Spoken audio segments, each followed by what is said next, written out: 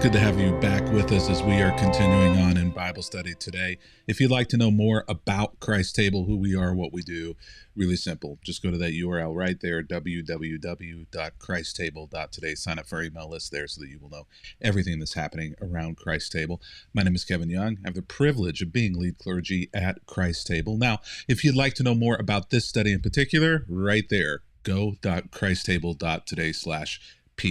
There at that URL, you're going to find a downloadable list of all the days of the study as well as the texts that go along with that.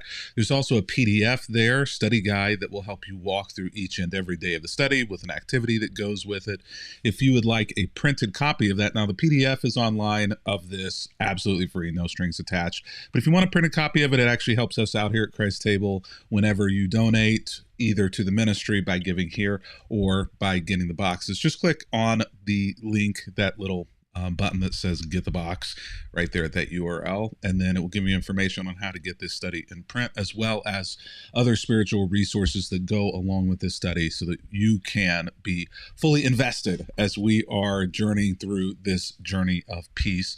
Now, one more thing that I want to make sure that you know about, if you haven't heard about it already, drkevinyoung.com. You can find out more information about this book, Reconstruct Your Faith. Now, I got to say, every one of these that get bought, I don't actually make money on these. The publisher has already graciously given me reimbursement for writing the story in the book. And so I'm actually just wanting you to get a hold of this just because I think it's going to be very helpful to you, especially if you are disappointed, disillusioned, done with the church, struggling with your faith, know somebody who is, or just need something new. You just need a jolt of something to reignite your faith. This book is for you, and I think that you will find it very helpful.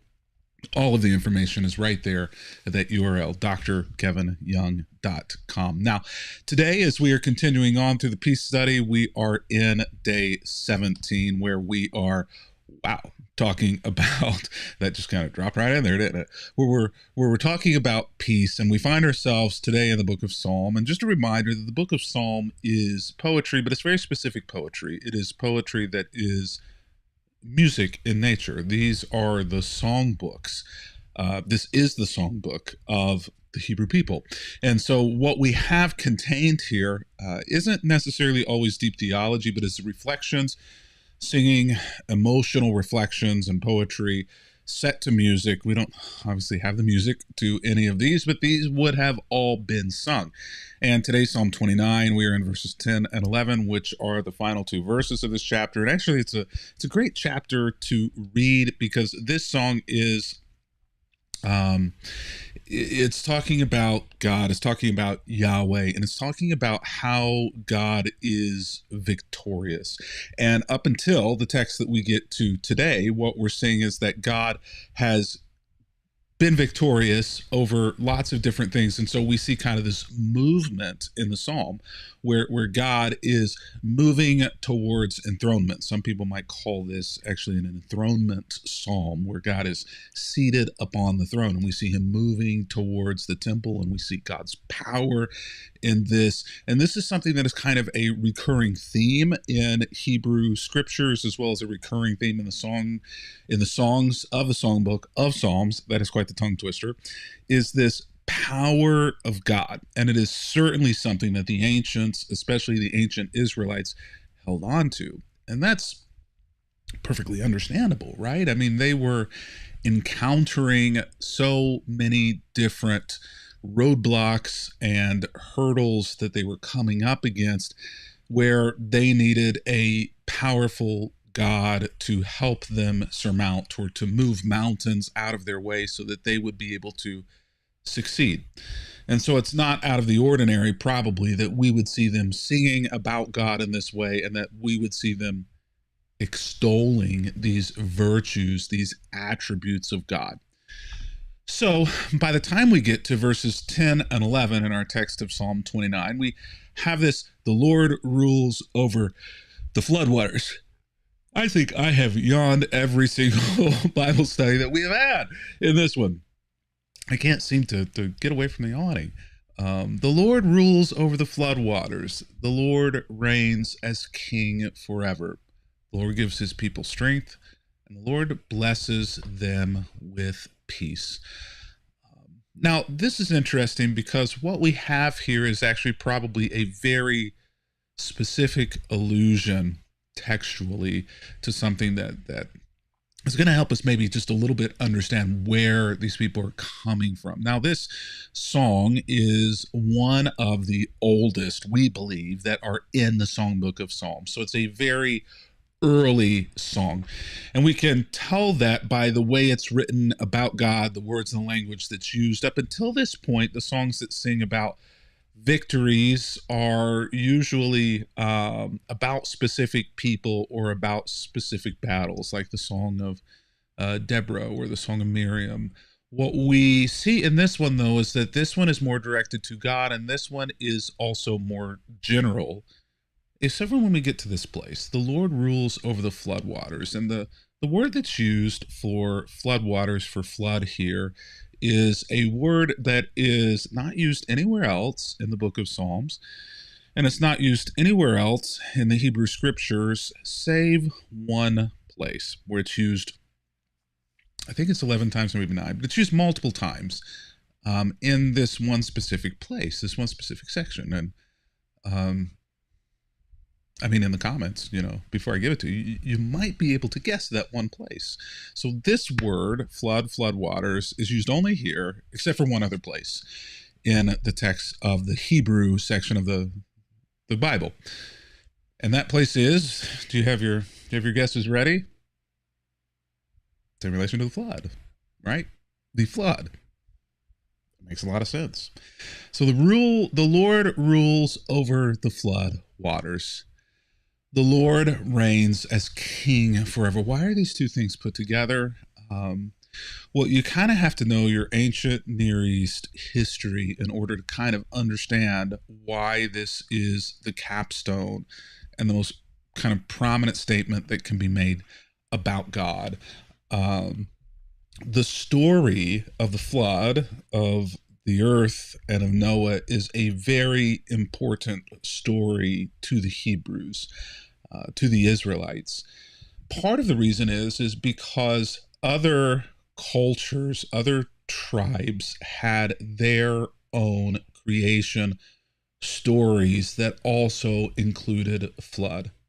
Water was understandably important to the ancients, if we will think about it, because everything rose and fell on the basis of water, on rain, on agriculture, on the ability of things to grow, of livestock to be fed. They're living in a very arid climate in the Middle East, and so water was not perhaps as readily available as in other parts of the world.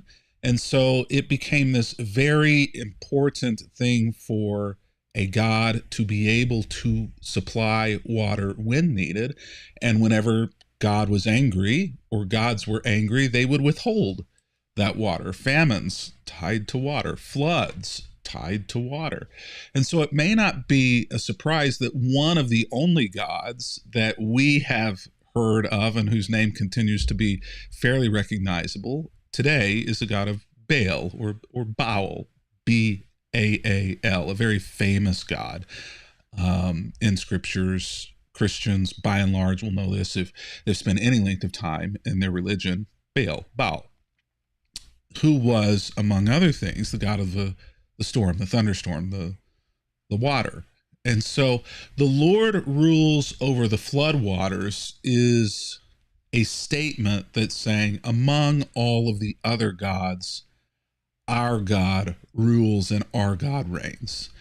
Yes, our God has proven rulership over the most base necessity of life. So the Lord reigns forever as king. The Lord gives his people strength. And again, we kind of continue this understanding of an allusion to water, to flooding, the strength of a flood, the importance of water. Water gives strength, gives sustenance. So the Lord gives his people strength, unlike other gods, like Baal. and the Lord blesses them with peace. So this is kind of a very interesting capstone here, and then the song is over. In that we see rulership over floodwaters, we see reigning as king, we see giving his people strength. But the blessing is the peace. The blessing isn't the rulership. The blessing isn't that their God won out and others did not. The blessing isn't the rain. The blessing isn't the crops. The blessing isn't the things that we receive. The blessing is the peace. Stop for just a moment, because I don't know that many of us think of blessing as being a peace. As peace being a blessing for being victorious. We don't seem to hold peace in that high of a regard. And yet it seems as though the Bible does, because the Israelites did, because in their minds, God does. So this is, and I've kind of walked and hinted around this a little bit, this is not just an enthronement hymn, but this is a victory hymn. And the payoff for that victory is peace. And so I wonder, if we were to step back kind of from our lives, if we were to step back from our victories, if we were to step back from our conflicts and the way we live our life and blessings and the presence of God in it, if we would say that the greatest mark of blessing of God and presence of God in our life, the greatest sign of God's victory in the world is peace. We say that. We might say it's security. We might say it's our children. We might say it's the ability to experience love. We might say that it is being well off financially, that having enough to get by or more than enough to get by. We might say that helping others. And it's not as though any of those things aren't necessarily true. But here in this text, it seems to be indicating that the God over all of these things gives his people strength, and the sign of that strength is a blessing, and the blessing that is given is peace. That is victory, that peace is victory. And if we actually read the stories of the Hebrew scriptures that many of us know, you'll actually see this continue to be played out over and over and over again. The Bible does seem to indicate over and again that this is true, that the true blessing is peace. We read about Jacob and Esau and the story of two brothers set against each other. And what is the blessing there?